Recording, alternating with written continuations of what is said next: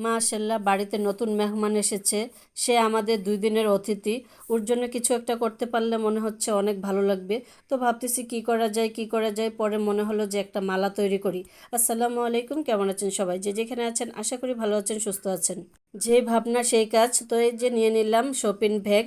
তো এগুলো তো এখানে সেখানে পড়ে থাকে, যখন কাজে লাগে তখন আর খুঁজে পাই না। তো নতুন নতুন অনেকগুলো ছিল, তো খুঁজে পাই না, যেগুলো সামনে পেয়েছি সেগুলো নিয়ে নিয়েছি।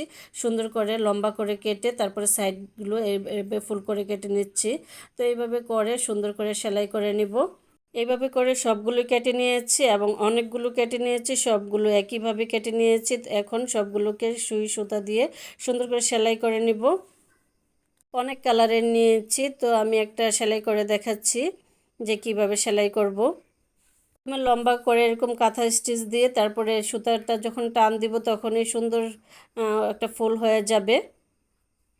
তো দেখেই বুঝে নিতে হবে যে আমি কিভাবে করতেছি।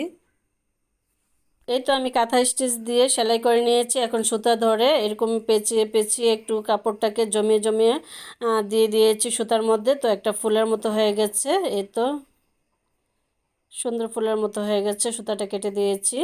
তো আরও একটা করে দেখাচ্ছি। তো এরকম লম্বা করে কাঁথা স্টিচ দিয়ে তারপরে সুতাটা ধরে কাপড়টা একটু ঘুরিয়ে ঘুরিয়ে তারপরে জমাট বেঁধে দিলেই একটা ফুল তৈরি হয়ে যাবে। সুতাটা কাটার আগে সুই দিয়ে একটা ঘিট দিয়ে দিতে হবে যাতে আর খুলে না যায়। তো আমিও সেভাবে করে নিয়েছি। তো প্রত্যেকটা আমি এভাবে করে সেলাই করে নিয়েছি। এই তো আমার সবগুলো ফুল হয়ে গেছে। তো আমি অনেক কালারের নিয়ে নিয়েছি, প্রত্যেকটা এইভাবে করেই ফুল বানিয়ে নিয়েছি। প্রত্যেকটা ফুল দেখতে কত সুন্দর লাগতেছে দেখেন। তো আমি সবগুলো এইভাবে তৈরি করে নিয়েছি। এখন সুই সুতার মধ্যে দিয়ে সবগুলো গেঁথে দিব, তাহলে সুন্দর একটা মালা তৈরি হয়ে যাবে। মাশাল্লাহ, বাড়িতে নতুন মেহমান এসেছে। যদিও সে 2 দিনের অতিথি, তারপরও ওর জন্য কিছু একটা করতে পারলে মনে হচ্ছিল অনেক ভালো লাগবে। তো ভাবতেছিলাম কি করব কি করব, তো হঠাৎই মনে হলো যে একটা মালা তৈরি করি। তো যে কথা সেই কাজ। তো এইভাবে করে আমি সুন্দর একটা মালা তৈরি করে নিয়েছি। আর দেখতে কিন্তু অনেক সুন্দর হয়েছে। মাশাল্লাহ, এই তো আমার মালা তৈরি হয়ে গেছে। দেখতে কতটা সুন্দর লাগতেছে।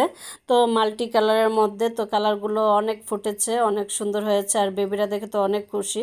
আমার ভাইস্তা, আমার ছেলে বলতেছে, আমার ভাইস্তা বলতেছে, বড় আম্মু এটা কাকে পরাবে? এত সুন্দর, তুই এটা কি তুমি তৈরি করেছো? এত সুন্দর হয়েছে। তো আমি বলতেছি হ্যাঁ, গরুকে পরাবো। তো ওরা অনেক খুশি যে গরুকে পরাবে।